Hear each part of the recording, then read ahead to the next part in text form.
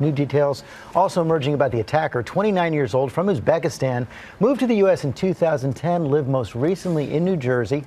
Early this morning, the FBI escorted a group of women and children outside of his home.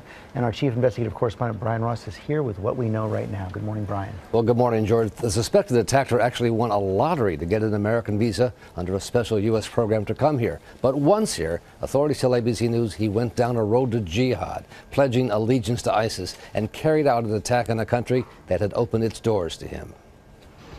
Overnight, the FBI searched the home of the suspect in Paterson, New Jersey, just across the river from New York.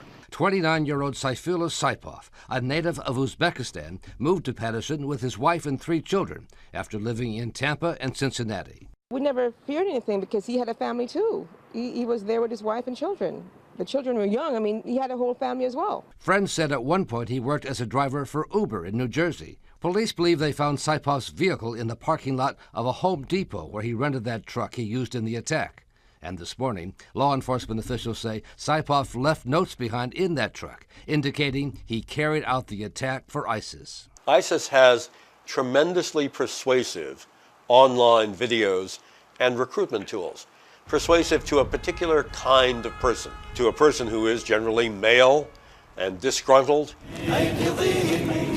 The terror group has been calling for its followers to carry out low-tech attacks using knives and vehicles. Saipov grew up in Tashkent, Uzbekistan, where he applied for and won his U.S. visa in 2010 under what's called the Diversity Immigrant Visa Program for residents of countries that haven't sent many immigrants to the U.S. Coincidentally, it was an Uzbek immigrant in Stockholm, Sweden earlier this year who police said hijacked a truck and used it in an attack that killed 5 people. And that is the scene right there. We're going to show it right there, the scene in New Jersey right now.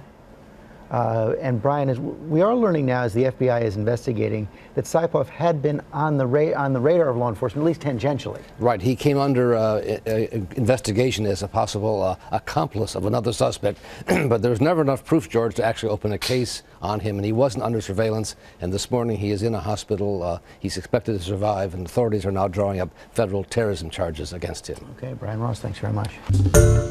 Hi everyone, George Stephanopoulos here. Thanks for checking out the ABC News YouTube channel. If you'd like to get more videos, show highlights, and watch live event coverage, click on the right over here to subscribe to our channel, and don't forget to download the ABC News app for breaking news alerts. Thanks for watching.